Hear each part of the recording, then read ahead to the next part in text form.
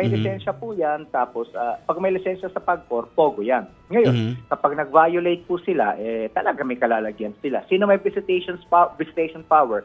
Tanging si PAGCOR lang po. Ayun. Ang merong visitation power pagdating dito sa mga pogong ito. Kaya napakahalaga ng papel po ni PAGCOR, no?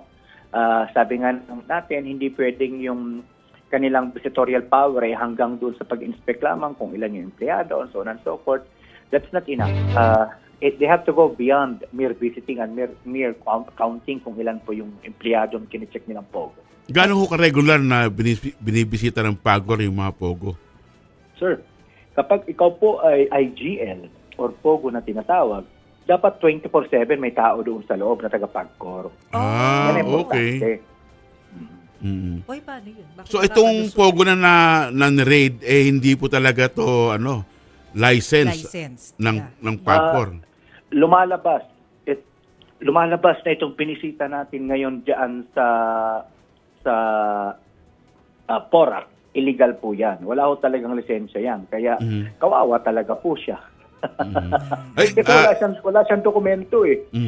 September or October 2023 pa lang po, kanselado na sila. Nagpatuloy sila mag-operate up until nahuli sila.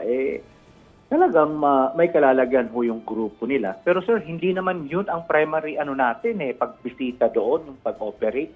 Talagang rescue operation po yun. Kasi may mga torture videos tayong nakuha tungkol na nanggaling doon sa lugar. Yun yung talagang primary purpose. Naging secondary na lamang nakita natin na talaga mayroong operations na ganun.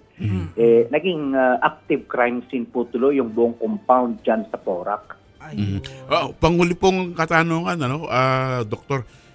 Sabi nila may mga connection daw po itong mga pogo na to sa PORAC dun sa pogo dun sa pag-aari ni Alice Goo sa may Tarlac. Yung doon po sa Bamban. Opo. Sir, you have to understand na kaya po na-operate yung PORAC na yan. Nagsimula po yan kasi may nakita kami mga dokumento na prenisenta namin doon sa unang Senate hearing sa komite ni Senator Ontiveros na meron kami nakita mga dokumento na ang pangalan ay Kaikol, Sunyua, Hongsheng at saka Lucky South 99.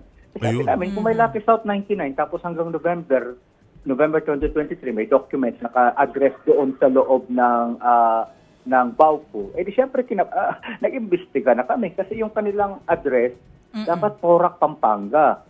Thai Court, Barangay Santa Cruz, PORAC, Pampanga. Nung nakita namin, may document sila doon, sabi namin, may problema dito, illegal ito. So, kaya, all evidence led us to Thai Court, Santa Cruz, PORAC, Pampanga. So may connection po talaga yung dalawang pogo na yun. Yung dalawang scam hub na yun.